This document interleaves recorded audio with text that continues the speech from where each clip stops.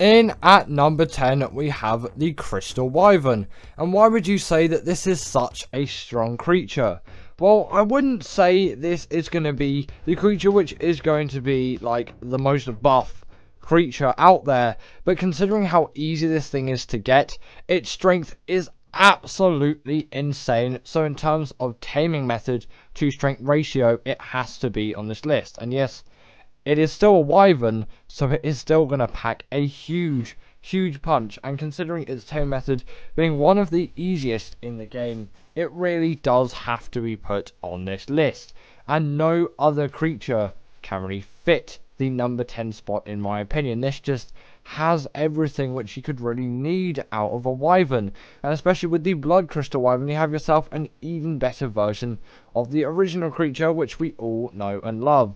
And this really is a creature which should be hugely celebrated across every Ark player's journey, and I really do think that everyone should tame one of these things at some point, as long as you do have Crystal Isles. And that shouldn't be too much of a stretch considering it is a free DLC map. And these things are just so good and so easy to tame with that passive taming method that they really cannot be discounted on this list. Again, because of their taming method being so easy. Even like a raptor tame is harder than this, and look at how much stronger this thing is than the raptor. Next up, we have the rock drake, and this creature really does pack a punch when it comes to all of that damage. This is an insane creature when it comes to any kind of damage. It really does pack a punch in the mobility department, of course, but also in the damage department as well. And considering its mobility, it really is something special which you can't celebrate with every Ark creature out there, as there are loads of really great strong tames that don't have great mobility, and that really should be counted. Obviously, in this list, they aren't going to be fully counted, as some of the creatures further along do not have great mobility, but they are definitely a lot stronger than that creature in terms of damage, apart from the creature in the number 1 slot, which you may think is a bit of a surprise, but I really think, considering all of its abilities, it is 100% worthy of that spot, and no other creature is as strong in it in those scenarios, those certain scenarios, of course, which are actually a very fundamental part of the Ark game.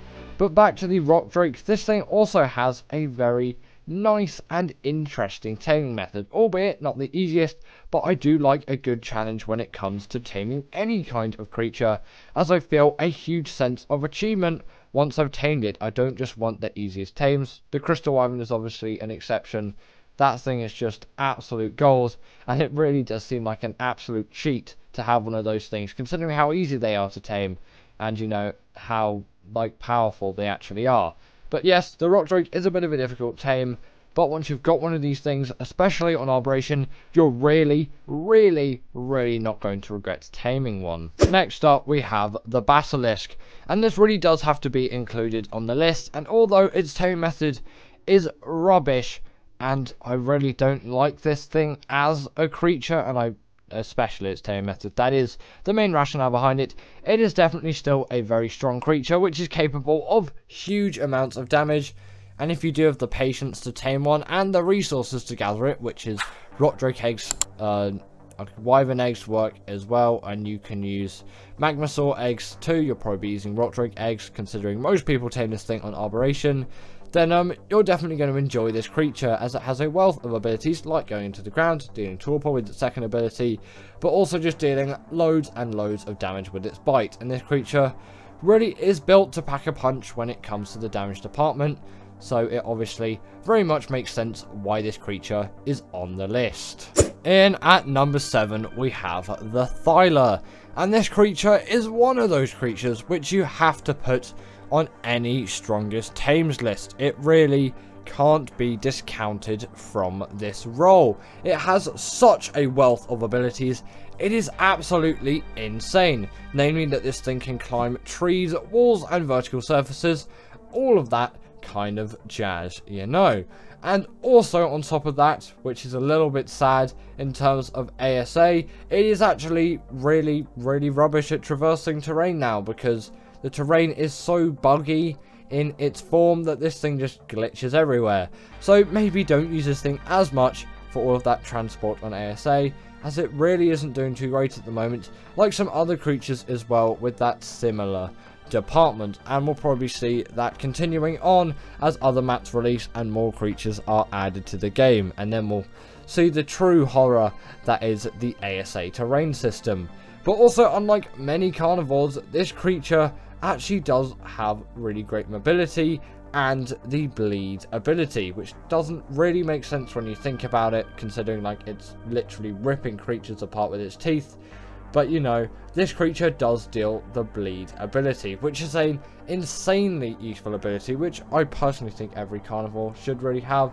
But considering its use in Ark, it makes sense why everyone doesn't have it, because it is a very useful ability which only the most powerful of carnivores can really wield. And the creature in the number 1 spot has the bleed ability, of course, and you can't really put a creature which doesn't have the bleed ability in at the number 1 spot.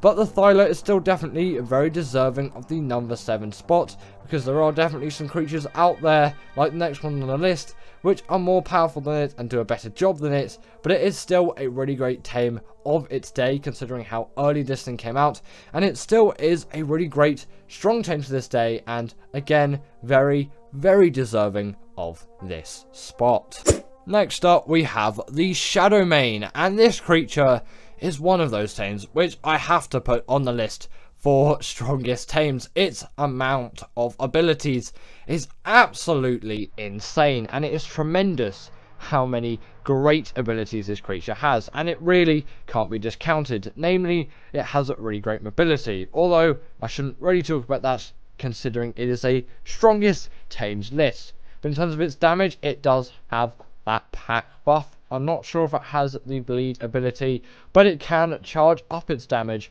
over time, which isn't actually a very long period. After it deals enough damage, it can charge up its attack and deal insane amounts of damage, and these are really great creatures to use for bosses. And if you wanted to, you could use them for the Moda. I've tried it once, it actually didn't go as bad as you may think, especially considering that hydration buff which they have.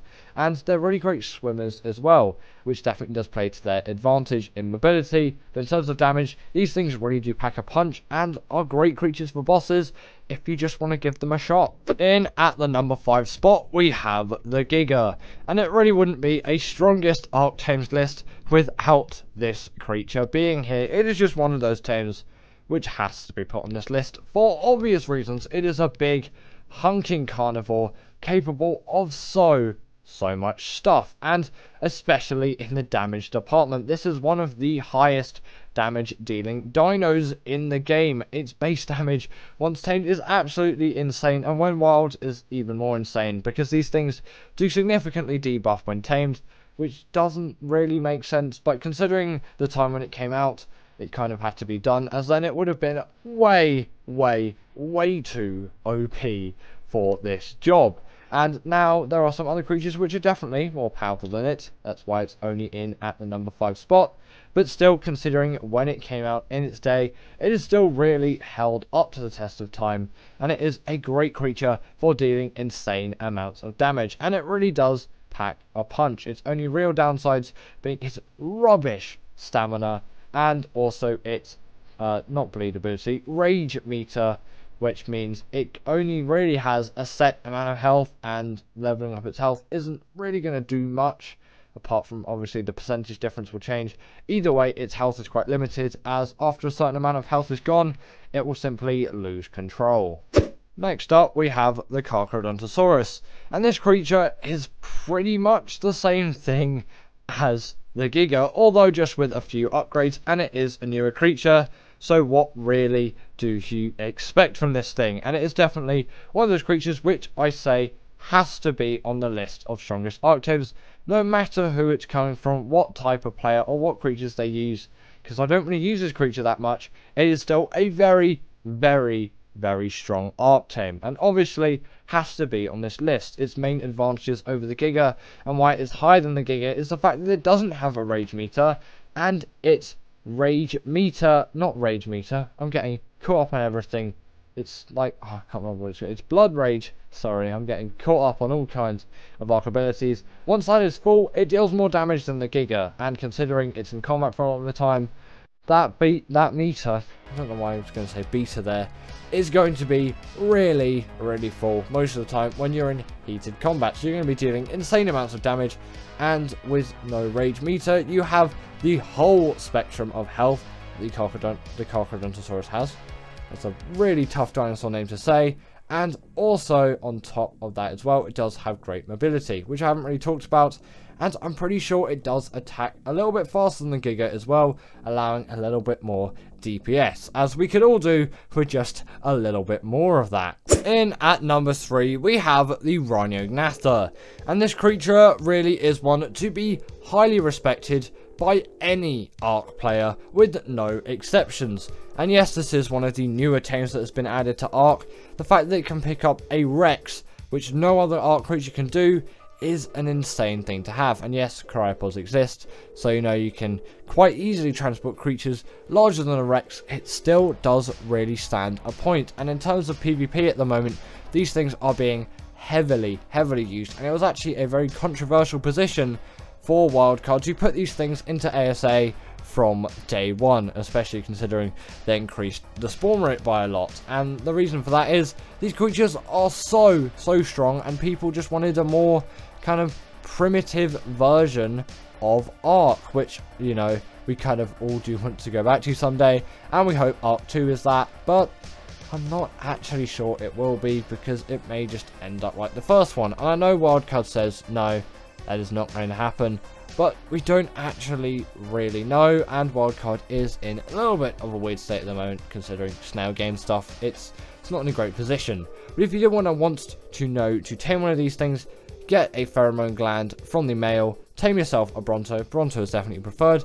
Get those resources, which were on screen. Then find yourself a female Rhinognatha, trap it in some way. The net gun is preferred. Get out your spyglass, or you can obviously use a magnifying glass. Damage this creature as much as you can, and you may think you're taking it too far.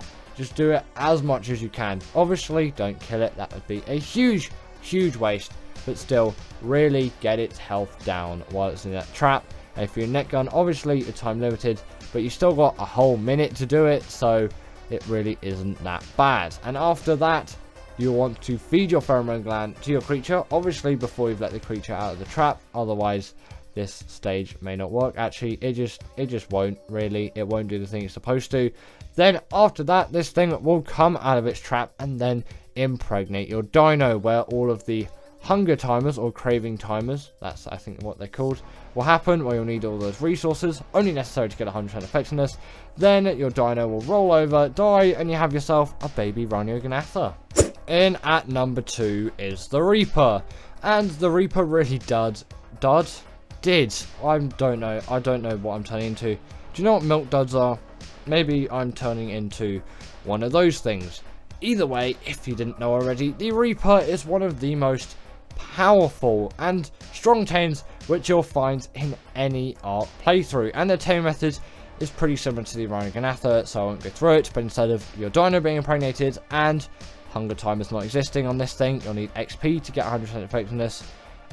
Yeah, there's no difference in the taming method at all, really. There just isn't one. They're pretty much just a rehashing, although obviously this creature did come first all the way back in 2017, so you know, I guess it is 6 years older than the Rhinognatha, and I do realise it's been absolutely ages since Operation came out. I remember when that map was new.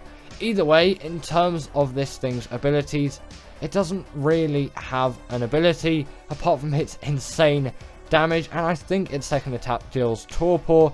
It's also really great mobility and just overall great ergonomics as a creature, and wildcard really couldn't have designed this creature any better. It is just so good at its job in every way.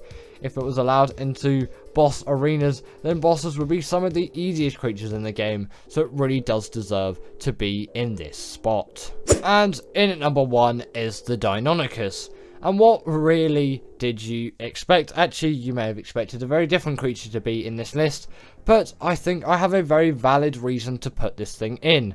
Firstly, its taming method being one of the easiest in the game makes this one of the best creatures, if not the best creature, for strength to taming method difficulty ratio, whereas the Reaper is a very, very long and somewhat annoying process. Unless you're on Gen 2, then it is dead easy. And also the fact that this thing has a wealth of great abilities, namely its bleed ability, in the fact that it can inflict that on bosses as it is allowed into boss arenas, and it can inflict that bleed damage is insane, especially paired with its pack buff as well. You can have a group of these things going ham on any boss, and no creature will do better at that job. These are the best for it, unless you're on Extinction, obviously. Then some other creatures are going to be in order. The Carcharodontosaurus and the Giga are definitely going to be needed for that, as albeit they are really, really powerful tames. The health can't quite rack up to some of the Titans, but it isn't going to be the bosses which you're facing in most cases. And for everything else, these things are going to do splendidly for everything, and the mobility is really great as well. So if you do get into any trouble in a fight, you can quickly dash away with nice parkour skills, which, you know, isn't quite as elegant as some other Ark creatures, but still extremely useful. So I do urge you, if you get the chance, really, really do tame one of these things. And in my opinion, they're the strongest Ark creatures. In at number 10, we've got the Crystal Wyvern, and you could say just the regular Wyvern as well. It's just I kind of have a preference for Crystal Wyverns, so I'm just going to put them on the list instead of normal Wyverns. But, you know, if you don't really like the Crystal Wyverns for whatever reason, then normal Wyverns it is.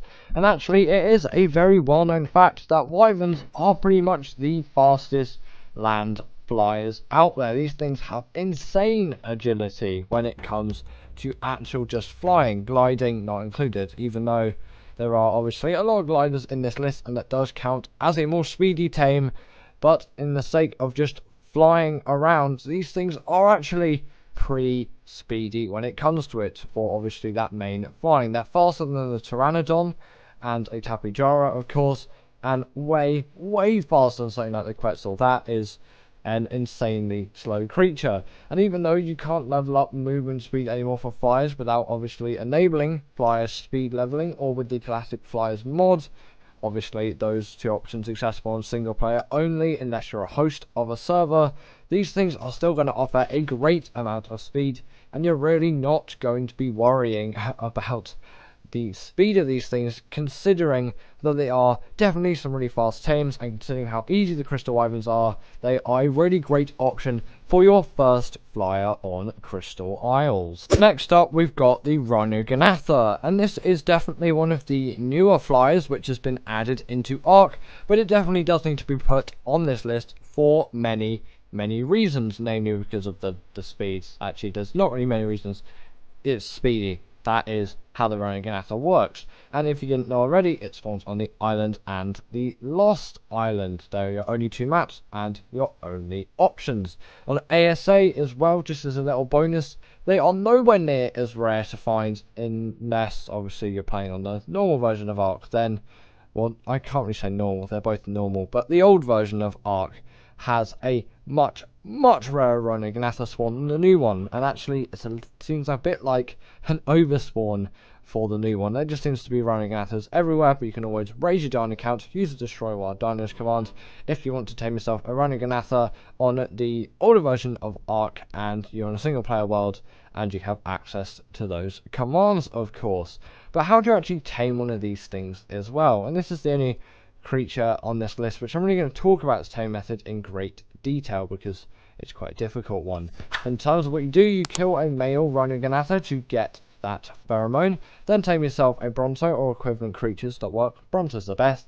Get all those resources on screen, not necessary of course, only optional. You only need them if you want 100% effectiveness, and for these things I don't really think it matters all too much. Then you'll want to trap your Rhinognatha and damage it as much as you can. Obviously, don't kill it, that would be absolutely awful and a huge waste of time in actually trapping the creature and just the creature itself, especially on the old version of Ark, considering how rare these things actually are on that version of the game. and you may need to give it some additional hits as well, because these things do actually heal ridiculously quick. Then you want to feed that pheromone gland to whatever creature you're doing, and then this is the time when you want to get out all of those craving resources and have them ready in your inventory, as your creature is going to need them during the process, which is just about to happen after this, which is where your dino is impregnated by the Rhinogonatha. That's when the cravings will happen. Afterwards it will roll over and your creature will die, which, you know, could be a little bit sad, don't really the most important one, and then out comes a baby Rhinogonatha. Now, the Griffin is making an appearance on the list, and for good reason, mainly because of that gliding ability, being a prime choice for doing any kind of Wyvern Trench raids on Ragnarok, and other maps where these things spawn, which also Wyverns spawn on, and Valguero is no, I don't know actually. Valguero does have the Griffin Trench, but either way, especially on Ragnarok, I should have just stuck to that example, these creatures are very widely used for those Wyvern Trench runs, and for good reason, considering their insane gliding speed. And this does have a bit of movement speed on it, by the way. This isn't the actual speed, but this is the early days of B-roll, and this is actually the first piece of B-roll which I ever recorded for the channel, and it's still kicking around today. Actually, there's a nice little memory of when I started doing the top 10s, and there's actually audio attached to this as well, but obviously that has been muted as I'm talking over it with me now, because me about 6 months ago, for some reason I'm ridiculously slow at talking. But also, on top of the Griffin's insane speed, don't know why that's so hard to say, these things are also really great at dealing damage as well. And that glide ability can also inflict damage onto the creatures as well. If you dive bomb them, I think that's what it's called. And you'll see it being used here. And it is actually a pretty useful tactic, and a very unpredictable one if you're going up some players in Ark, which, you know, may be somewhat predictable if people know the Griffin, but you can definitely be very sneaky with those glide attacks. And again, very, very great for doing any kind of Wyvern Trench runs. You can get quickly in there and quickly out with no trouble whatsoever. In at number 7, we have the Manigama, and this creature definitely does have to be put on the Speedy Tames list. And I think for this creature being a Speedy Tame, it definitely does make sense. Like, this creature can absolutely zip across the map, although it does have a slight kind of learning curve to it, so I'm not actually going to put it as high as maybe it could have ranked. And also, I don't know, I'm not really kind of into this creature as much as some of the other creatures, and I don't think that as useful of a speedy creature, which is why some creatures like the Gallimimus I'm just not going to put on this list, partly because there are definitely some faster creatures out there, but I don't really enjoy using them. And the Manigama is kind of one of those, and considering its bugginess as well, I don't think it is the fastest when you really take everything into comparison, although it definitely is a very speedy tame and worthy of this list. You just might say the creature after it and the one after that is just a little bit slower than it, and maybe you could say that, but over longer distances those creatures are going to hold up a lot better than this thing. This is definitely more of a short burst distancing creature, but also with their freeze ability they are definitely very useful, not just for speed but also for freezing things, which is a surprisingly OP ability actually, considering how long these things freeze other creatures for. The only thing to watch out for is the bugs. Next up we've got the Snow Owl, and this is one of the most revolutionary flyers out there in my opinion, and it is so widely used by every Ark player that has ever set eyes on one of these creatures, and I'm pretty sure they're available on Fjorda as well, not just on Extinction, so you can dig into these creatures even more if you are on any of those maps. Of course, Extinction and Fjorda I think are the only two maps where these things spawn. The reason why I'm mentioning that is Extinction is a paid DLC map and Fjorda is a free one, so it is a lot more accessible, and I know a lot of you down there who watch these videos do actually play Fjorda, so, you know, it kind of makes sense why I'd mention that. But obviously their main speed does come from that gliding ability, which is very similar to the Griffins, but it always just seems faster and with a lot more agility than the griffin, and there's kind of a tier list to it, as the next creature is a glider, the next one after that as well is a glider, but with even more speed, and even the creature which is in at number 1 is a glider as well. So there's definitely something to be said for this method of travel. And as well, they do have a sort of heat seeking ability to spy out any people who might be trying to raid your base in a PvP scenario, or any creatures which may be missing in a PvE one. You also want to level up that stamina so you can heal these creatures up so quickly, as obviously that is something which is going to be essential in any kind of boss fight or battle, obviously, because you're going to want to heal up those creatures quickly and efficiently. And you can do it somewhat more efficiently than the Daedon, and especially on Extinction, you can actually keep that creature alive, as the Daedon really isn't going to rack up against any of the Titans. But it's also useful if you're taming a creature and its health is really low. Then if it's wild, obviously it's not yours, you can't heal it with the Daedon, but you can heal it with a Snow Owl, which is just a nice little thing as well. And with their pellets on top of that too, these things can gather insane loot out of any kind of gacha, which is definitely something to be said, and something which is a very nice thing to have, which no other Ark creature can offer. And if you do have Extinction or Fjorda, definitely go for the Snow Owl. In at number 5 is the Desmodus, and this creature is yet again another glider along the glider tier list, as this one feels even more fast than the Snow Owl, and with even more agility and some nicer abilities to go on top of that as well. Although the speed is the main thing which we're going to be talking about here, again with that gliding ability, and the fact that the stamina drain is also very minimal as well. Like the Snow Owl, it definitely does benefit these creatures hugely, and I do really enjoy the speed which you can get out of a creature like this.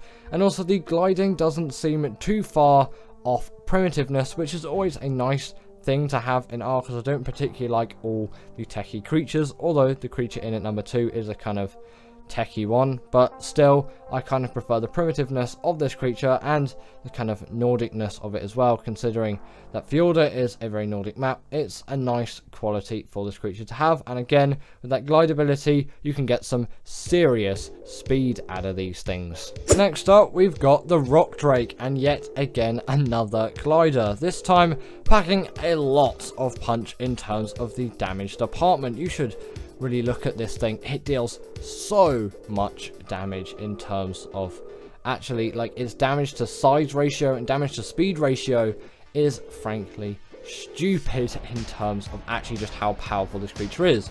But it really does make it a very useful one, and although not the greatest on maps that aren't Arboretion, it definitely has to be said to be a fast creature, and definitely one of the faster ones in the game, obviously being even above the top 5 in this list that we've got here today, which obviously mean it must be fast. I'm not giving you the best example here, considering I'm in quite flat terrain, but the stamina drain is pretty low, so when these things are actually in some proper serious action, they can glide for a long while. And also on top of that, they can grab onto any kind of walls, and also they can kind of zoom onto walls as well, as long as they are close enough to them. And obviously when your HUD is enabled, which it isn't here just for the sake of the B-roll, you'll get a little crosshair on your screen when obviously you can grapple on to those rock faces. So it's not like you just have to spam click buttons and then as soon as you get close enough, there you go, you can now click on it, but you don't really know when you're close enough. No, it is quite obvious to tell because of that marker.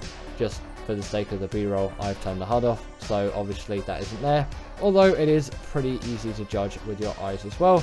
Just, you know, a little bit of assistance is nice. And if you haven't already, definitely go and tame yourself the Rock Drake. You'll have an absolute blast with this thing.